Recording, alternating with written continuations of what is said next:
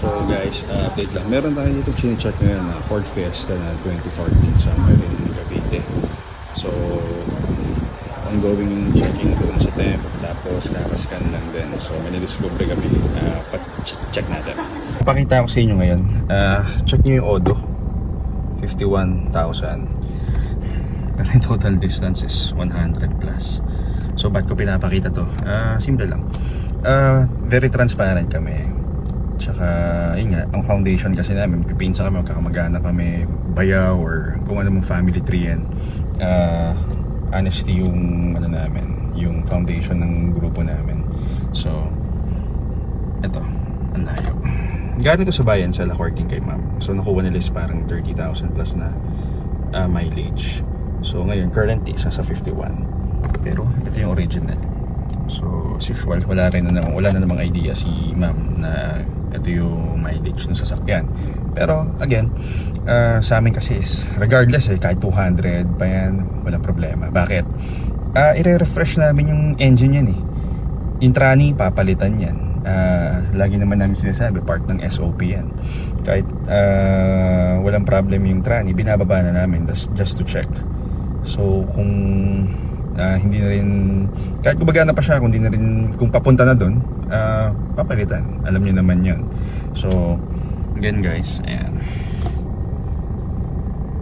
transparency purposes. Again, walang bearing sa amin yung mileage, kasi kaya i-refresh naman namin from engine to tranny. Then yung iba, kung kaya pang ihabol, walang problema. Ayan siya. So ongoing pa rin yung check. Actually yung temperature na yung check namin kasi nag-overheat. And yan, ABS, yun yung current issues. So check natin mamaya. Hindi pa namin natatest drive so maya pa. Ito muna ang priority namin, yung temperature, which is 96. Actually umakyat na ng 100, pero no-observe pa. Okay. So ayun guys, Ford Fiesta to na 2014. Ito yung bago nating sine-check ngayon. Kaso test drive lang kasi mga onting issues and everything para makita lang natin kung okay naman yung takbo natin. Abangan nyo to guys. Thank you. So guys, nabila natin. Kaso towing siya mahirap ibiyahe dahil din sa preno, hindi natin nire-risk yan. So konting preview lang din sa unit. Medyo madumi, pero ito, check natin. 2014 na Ford Fiesta.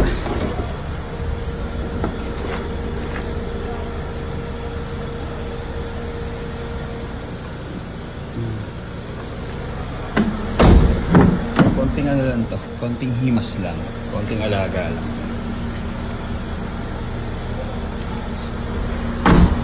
Ayan, black yung taas.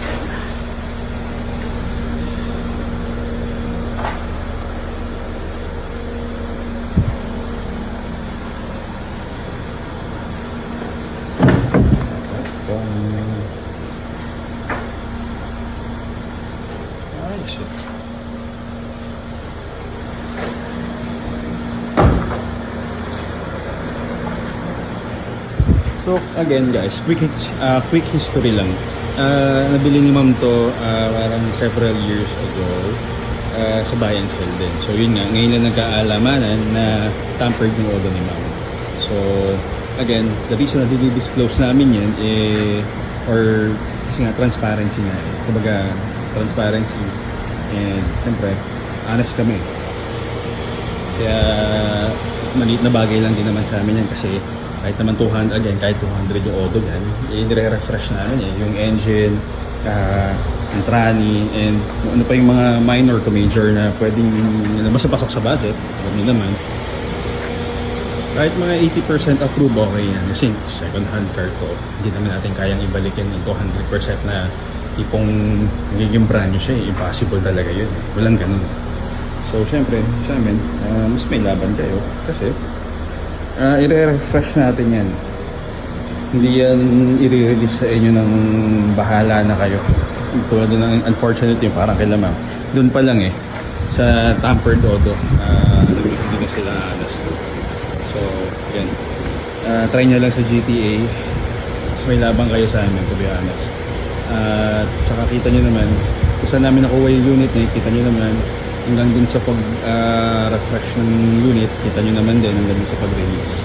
So, again guys, maraming salamat sa tiwala at pagtangkilik sa GTA. Sold na to. I mean, nakuha na namin. So, wait nyo yung update guys kung sa pag-refresh naman niya. Right? Salamat!